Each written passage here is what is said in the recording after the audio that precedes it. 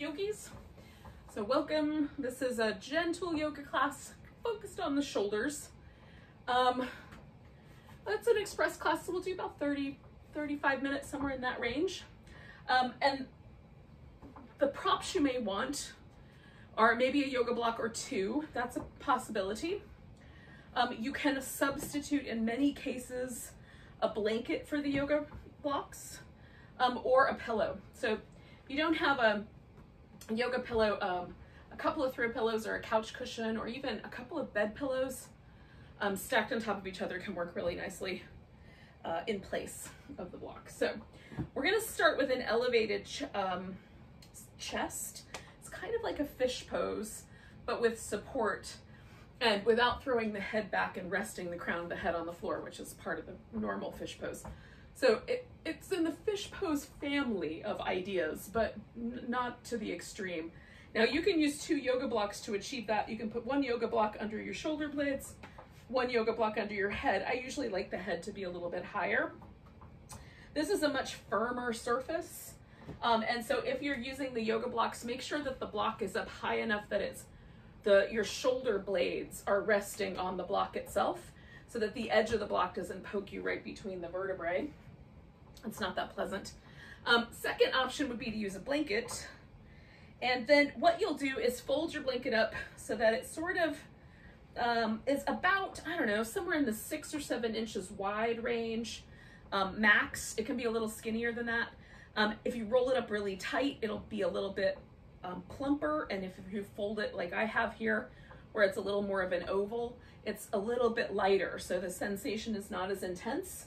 And you put that down the length of your spine. You can put it crossways across your upper back. And if you do it that way, you want essentially the bottom of the breastbone and the bottom of the shoulder blades to kind of be over this blanket. So the blanket will be centered in that shoulder blade, bottom of the breastbone area. Now, I'm gonna do the similar thing, but I'm gonna use a pillow.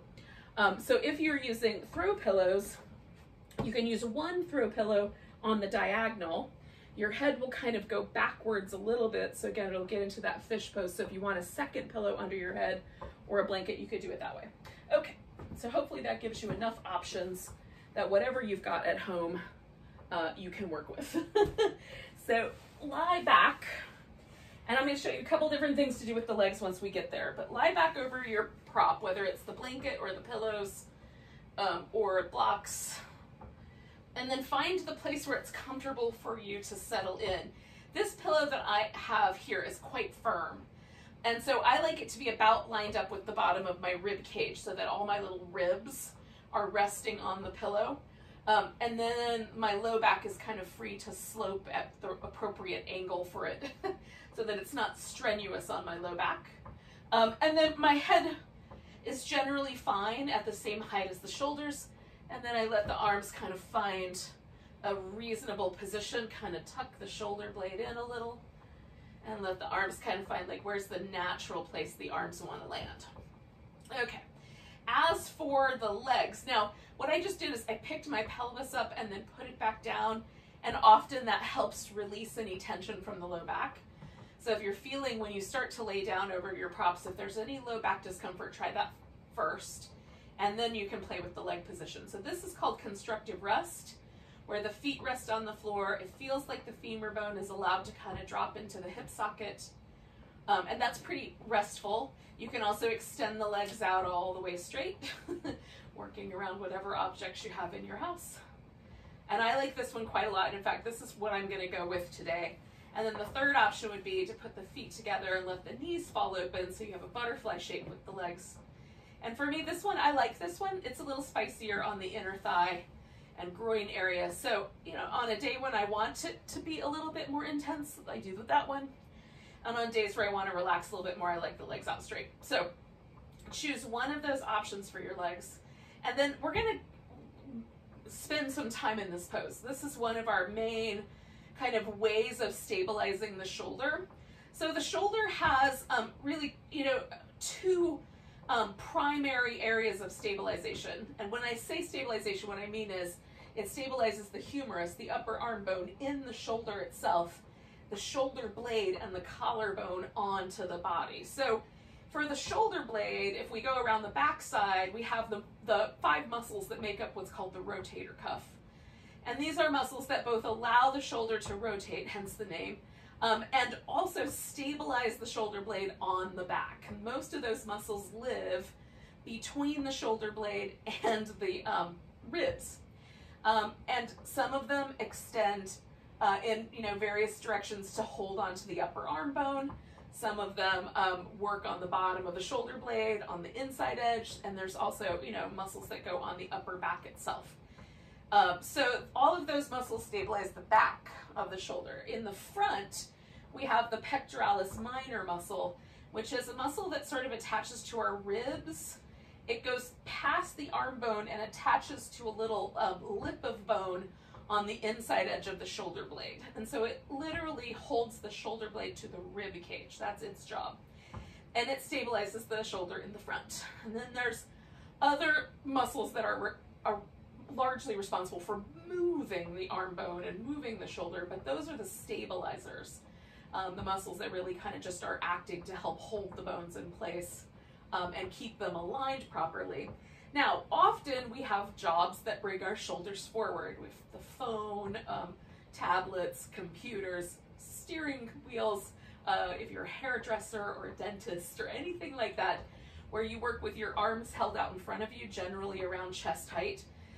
The pectoralis minor muscle tends to tighten up and pull the shoulder blade forward, which then destabilizes and causes strain in the rotator cuff muscles. So you'll experience rotator cuff muscle dysfunction as pain that usually comes down the arm, moving towards the elbow. So you may not even realize that what you've got going on is the stabilizer muscle issue. So what we're doing with this pose, this is a very long explanation, but hopefully you guys are still with me, is we're trying to relieve pressure from the pec minor so that the stabilizers in the back, the rotator cuff muscles, are not under the same level of strain.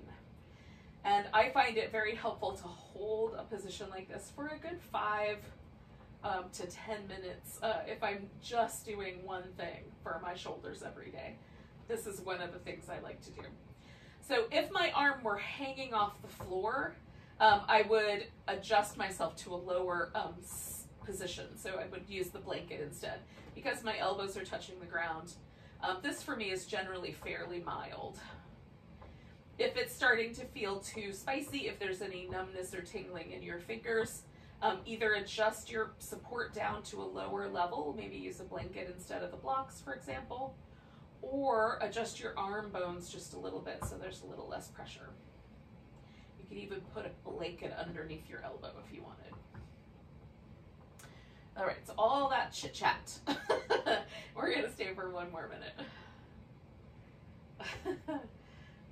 It was a long explanation. Sorry about that, yogis, but hopefully it was good for you.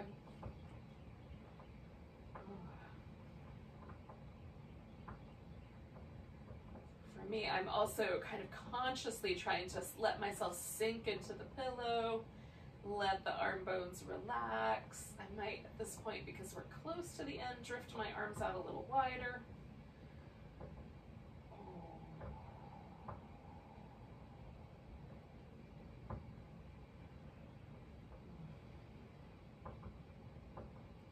I'm noticing like a tiny bit more tightness on my right side, so I've just turned my head to the left to allow for some of the other muscles that stabilize my head onto my spine to relax as well.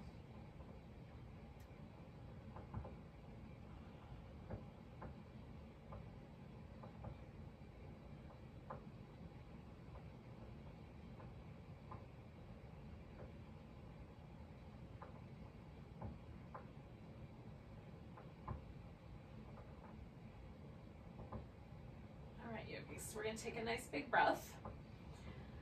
Let go with a sigh. Now, if your legs are either straight or in the butterfly position, go ahead and bring your feet to the floor and then push yourself over to the side and pull out whatever's underneath you. And then we're going to come back onto our back for the time being, just so that we can sort of experience what may have occurred. So Is there an impression left behind by what you had underneath you? Is there a sense of change or movement in the upper back or the shoulder girdle? Just kind of notice where you landed. If you have a question, don't hesitate to ask.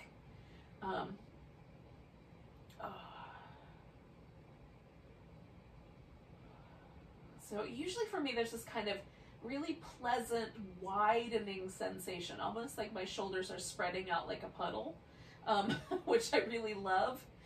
But it also can help to sort of do a little bit of movement. So if I pull my arm bone forward like that, it brings my shoulder blade off to the side a little bit.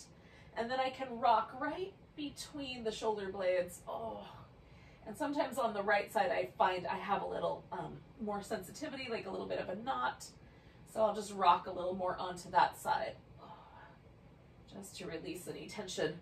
Sometimes there are little places in the body called trigger points, which are places in the connective tissue where there's sort of a pattern and they develop a little bit of like a little kind of binding. It'll get sticky. And so you can play with those places to help release some of that. And then also the movement that we do hopefully will help release some of that as well.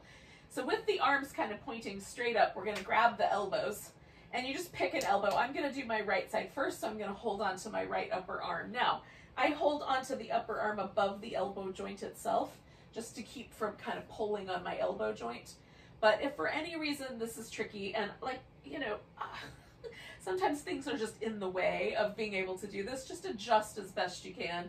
So work with what you got here. So I'm pulling my arm across, and then that's going to try to draw my shoulder blade up off my back, right? So again, I'm going to use my shoulder stabilizers, all of those muscles underneath that shoulder blade, to pull my shoulder blade back into my back. So I'm engaging all of the rotator cuff muscles while resisting that engagement by pulling my arm across. And so it's isometric work in that there's not a lot of movement happening, but I'm really deeply trying to engage those muscles that hold that shoulder blade onto the back. With my left arm, I am really pulling and resisting that engagement. 2 more breaths here. Don't forget to breathe.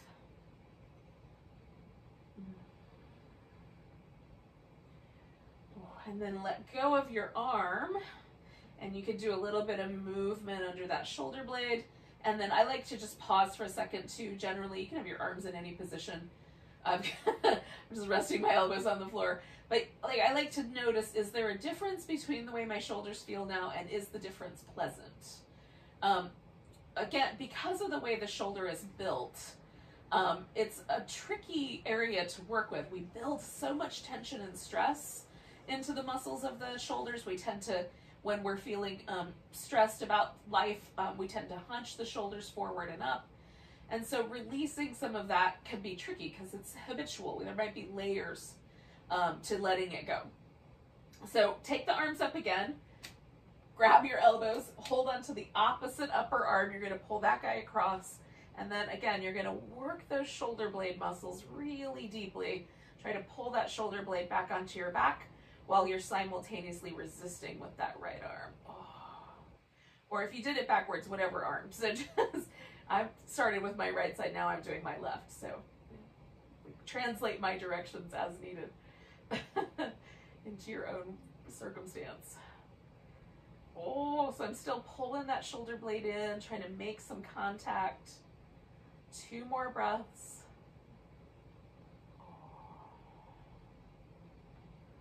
And then release the pressure. And again, you can kind of let the shoulder relax, move the blade around a little bit, and then see if there's a kind of pleasant sensation. Usually for me, that's very pleasant on the back end, right? It feels like my shoulder has moved backwards and down into my back a little more fully. So now that I've done that, I'm going to do this movement pattern. And you can do this in either order, but today this is the order that I picked. But we're going to reach the arms down, almost like I'm trying to grab my feet. And then as I reach the arms all the way up over my head, I'm going to keep stretching into the arms. So when I get to here, I'm almost lifting my back up off the ground. And then I'm going as high as I can over my head. For me, that means my thumbs touch the floor. but for you it might stop somewhere short of that. And then bring it all the way back, reaching through the arms the whole way. All right, so the body will kind of gently change as the arms are being brought up and over. And go slow enough that you can really let yourself stretch into all of those various layers of the movement. Do it twice more. These are some of my favorite shoulder things.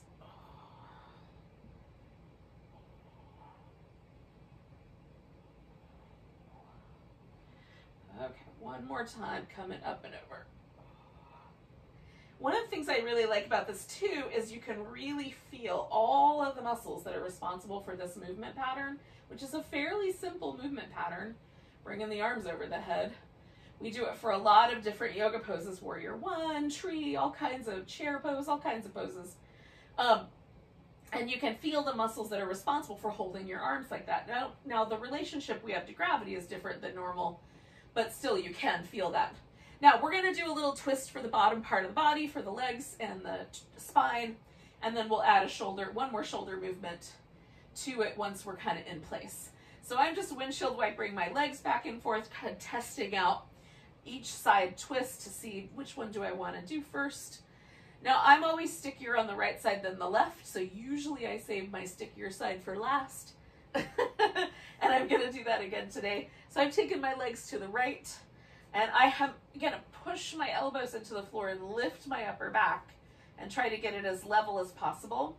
Now this pose for me stretches the pectoralis major. Pec major stitches onto us or attaches at the breastbone. It's a really big muscle, comes across the chest, and in some people who develop it, you can really see the outlines of it. It attaches to the arm bone, and so as I bring the arm bone out to the side and the chest the opposite direction, I'm going to feel the stretch through that muscle. And so this not a shoulder stabilizer, but it is related to the shoulder because it holds the arm bone or moves the arm bone. So with the arm bone. So giving ourselves a little length there as well. And because that muscle is more surface, right? The closer you get to the surface, the more sensitive the muscle tissue is. It's really the fascia where most of the sensory nerves lie. But you'll potentially feel a little bit more spiciness or a little more stretchy sensation in this muscle than you do when we're working in the deeper layers. So I'm going to take 2 more breaths. I'm going to let my leg come over a little bit further so I have a little bit more kind of tug here. As things are letting go, it's feeling nicer to go deeper. And then we're going to come back to the center. And again, for me, it's helpful to sort of notice, is there a difference? Now, I feel a difference in my spine, so it still feels like I'm twisting in that direction right now. I'm going to try to go a little bit more deep and just feel my shoulder area, chest, front of the shoulder, and see if I notice. Now, there's a real pleasant warmth in my pectoralis major. It's lovely, kind of nice sensation, light. I would use that word to describe it. And I'm not noticing the same things I notice when I work the shoulder stabilizers, but it's really lovely and pleasant, the sensation.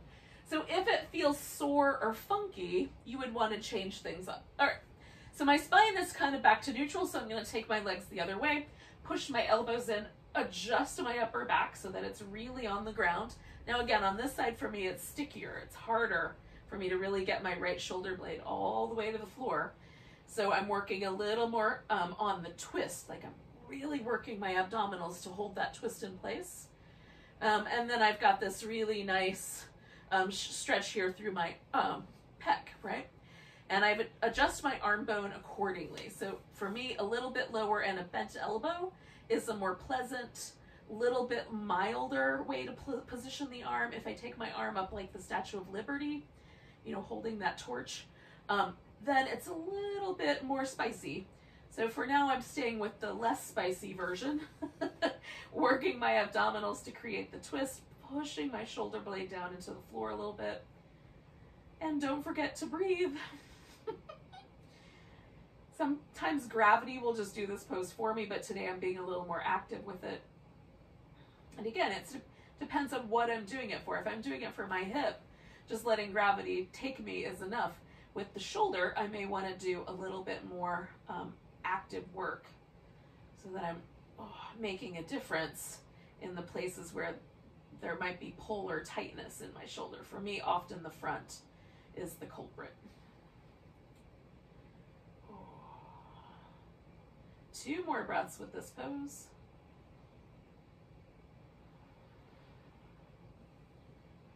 And again, coming back to the center now, I'm gonna see, like, is there a little bit of pleasant sensation, or is the sensation unpleasant or painful, so that I could learn from that and maybe don't take myself to those extremes next time. And it feels nice, so I'm groovy. Now we're gonna roll onto our side. I need a little bit of head support, so I'm gonna come back to the pillow I had earlier, or a block would work, folded blanket. And then we're gonna make this little circle with the arm bone. Now, generally, when my arm on this side, my left side, which is my easier side, I can maintain this kind of shoulder height position with my arm bone as I circle it around. I'm reaching into the arm, coming around fairly, I can maintain that fairly well with no discomfort in my shoulder at all. But if there's any numbness or tingling, or your fingers get tingly, or you feel any pinching in your shoulder joint, angle your arm bone higher, okay? That will happen for me on the right side, where the arm bone will make a higher curve around the back than the front. Okay, so last circle here. Nice big reach wherever it seems like a good idea to go. Give that shoulder a little movement. And then we'll do the opposite side. So we'll just roll it around. You might have to adjust for your space. And then again, bring the arm around. So this arm has to stay a little bit higher around the back in order for me not to pinch nerves. And that has to do with some scar tissue and old injuries. And potentially because I'm right-handed, I use my right arm more. So all of those things can lead over time to maybe a little bit of an imbalance that I have to honor in my practice. We're not built to be totally symmetrical yogis. So we'll do about 3 more of these. And again, we're stretching into the arm as we go. Sometimes I run out of room. What worked the first round becomes a little bit closer the second. So like my couch is now closer to me, so I'm just folding my fingers when I get to that place to give myself enough room. All right. And I think 1 more is going to do it for me. So you might decide about 5 moves ago that you were done. When you come around to the front, give your shoulder a little movement. Now we're going to flip over onto the belly. And we're going to do a little bit of cobra. Now, cobra is a strengthener for everything in the back body. Glutes, legs, back muscles, and we can also use it to help strengthen our shoulder stabilizers. So the way that we do that is we concentrate on the shoulder movement with the cobra. So place the hands on the floor somewhere around chest height, shoulder height. And then as you lift, you're going to draw the shoulder blades towards one another and into your back a little bit. So it's not like we're trying to squeeze them together per se, but we're trying to push them onto the back. Press the palms into the floor so you have a little bit of resistance, and then pull the hands backwards, right? So I'm not lifting very high, but I'm working this upper back and shoulder girdle really firmly. Come down and roll your shoulders. Adjust the hands for the wrists. Go the other direction if you can.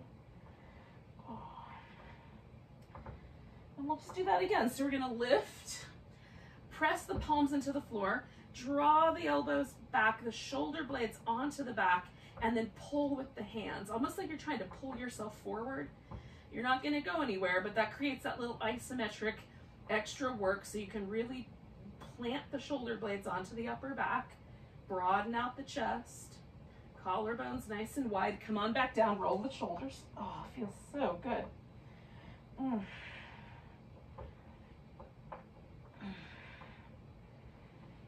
we're gonna do that one more time. So lifting into cobra, plant the hands nice and firm.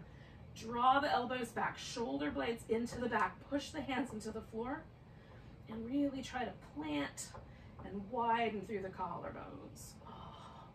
Sometimes, again, because I have a little bit of tightness in my neck, it helps to turn my head. Oh. And then come on down. Now let yourself just rinse out for a moment. Oh. Because you and your low back took that ride together. Oh.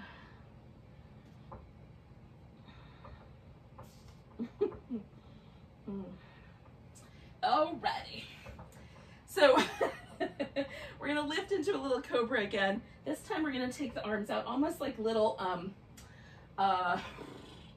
bearded dragon legs. So we got a little, like, I don't know if you've ever seen little bearded dragons, but they have like funny little way of positioning their feet, or like spiders. So one shoulder's gonna rotate forward, the other shoulder back and in, and then we're gonna switch. Oh. So forward, oh, and back. This is really good. So you're gonna hear a lot of grunting from me. Pardon me for that. Roll the shoulder, and then the other way. Oh. It's almost like I'm trying to make a figure 8 with my shoulder blades. Oh. At least that's the way it feels. All right, we got one more thing here. Now, I'm gonna stick my right arm out to the side. I like my palm up, and then I like my elbow slightly bent.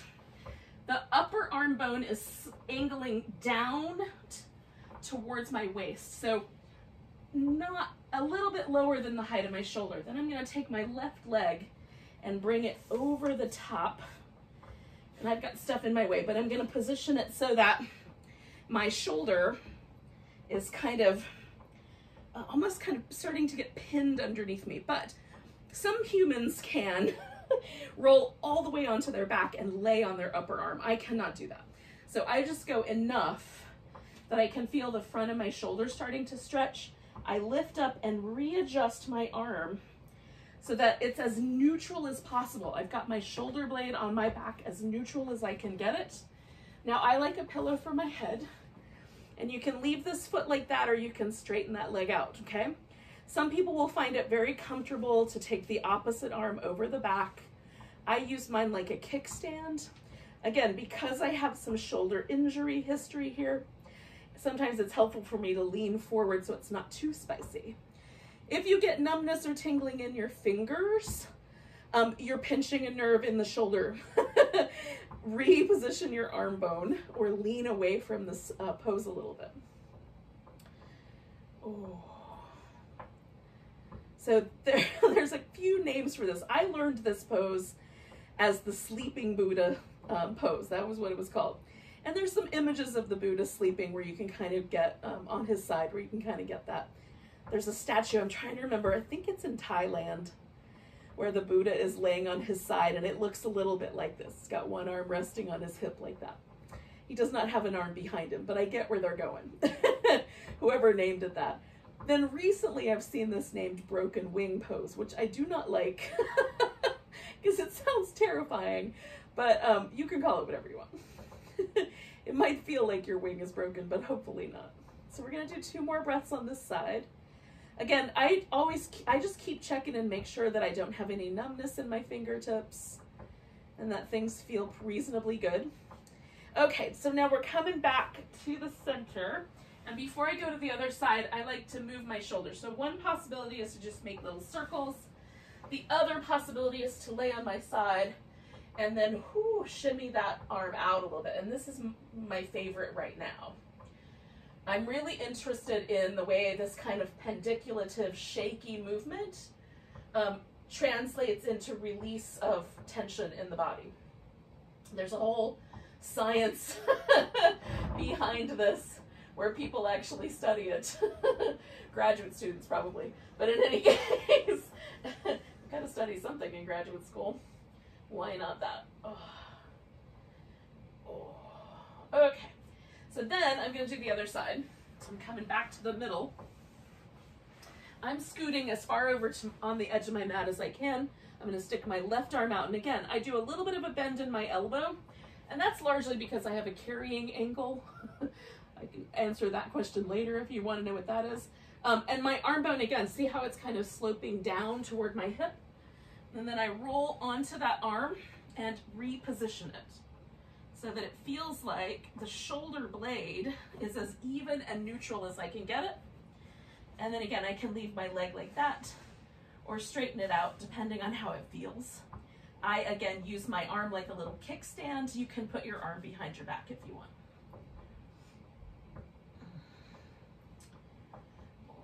And don't be afraid to reposition your arm if you realize after you've been there for a second that it needs a little repositioning. No numbness or tingling in the fingertips. Oh, a pleasant, stretchy sensation in the front of the shoulder is what we're after.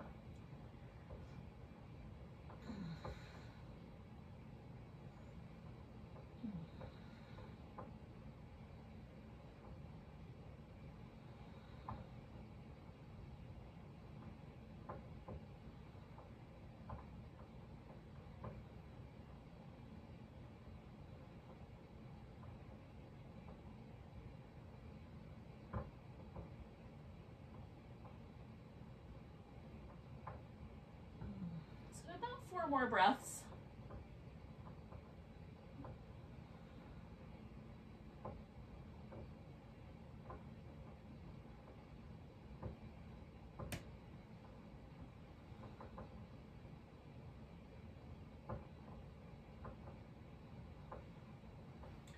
All right, we're going to come around. We're going to rinse that guy out.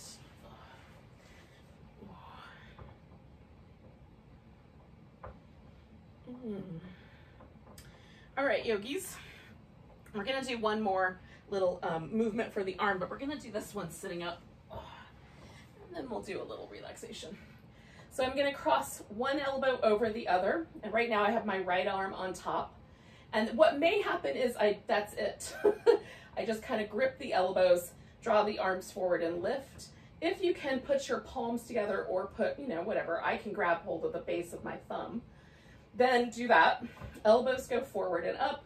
Shoulder blades are gonna feel like they wanna get pulled outward, and we're gonna try to pull them back inward, okay? So positioning the arm, and then drawing the shoulder blades down and in. And again, you can kind of play with the position of the neck. And it doesn't have to be so tight, like you can definitely make it a looser shape.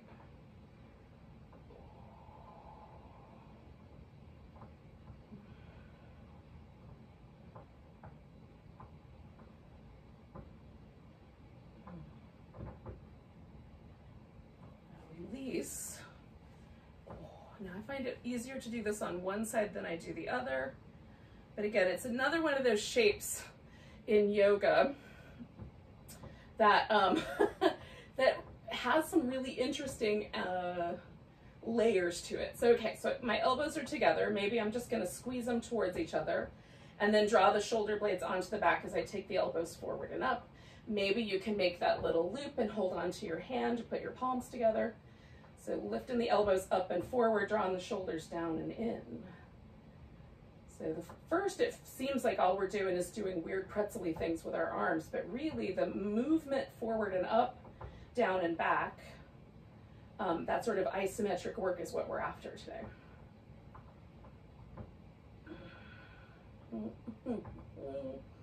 Oh. When you're ready, let it go. Oh, shoulder work makes me sing songs. It just feels so good. So what I'm always after with the shoulder is that it feels like my shoulder is more balanced, that there's a kind of broadness and lightness to the chest. Sometimes I get like this first and second rib gets kind of sticky. And so feeling like maybe there's a little bit more freedom, a little bit more movement around that collarbone attachment, first and second rib area, is very helpful. So that's what we're looking for. Like, do I have that in my shoulder girdle right now? Hopefully you do. And then we're gonna just do a little relaxation. Now you can stay with a seated pose. You can do Shavasana, which is what I'm gonna do. So I'm gonna put a pillow under my legs, and I'm gonna let my arms drift way out away from the center line for this Shavasana. So it's more like a star shape. My legs are gonna stay closer together, but I'm going to let my arms drift out wide. And sometimes it feels a little bit, you know, better to have the arms in. So if you prefer that, go for it. This is a choice because I've kind of tried to relax the shoulder. I'm just letting it one more time, letting the muscle kind of find this more open, spacious feeling around my heart and front of my chest.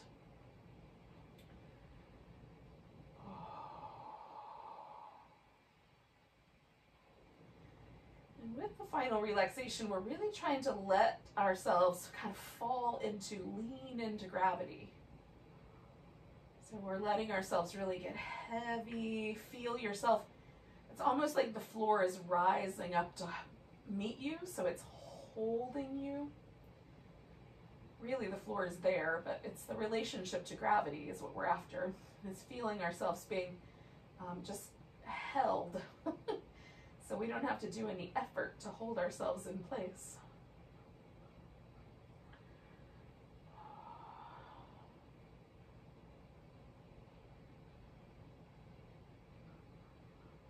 If, like me, you have some like chronic issues with your shoulders or some old injuries, that sort of thing, you'll feel all those places. Like my right shoulder blade doesn't sit on the ground as evenly as my left shoulder blade does.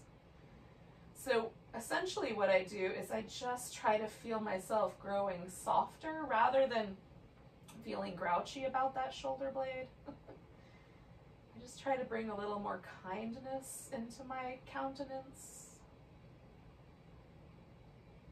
and let myself get softer around that place. So kinder eyes, almost like you're gazing inwardly at yourself with kindness. More gentle mouth, a little smile. And let your shoulders feel that sweet, kind energy from you. It's hard-working shoulders.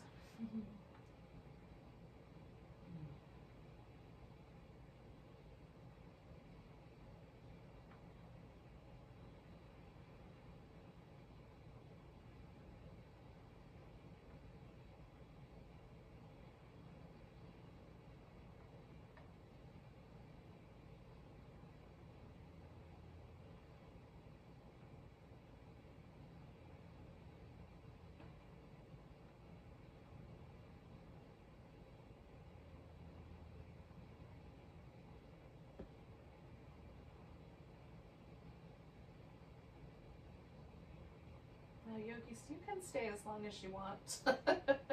You want to make this into a nap, I'm not going to stop you. You're at your house. But if you're following along with me online, take a nice big breath. Let go with a big deep sigh. We're going to start with the tiniest little movement. We're just going to wiggle the fingers and toes. And see if you can feel that sort of ripple through the whole rest of your body.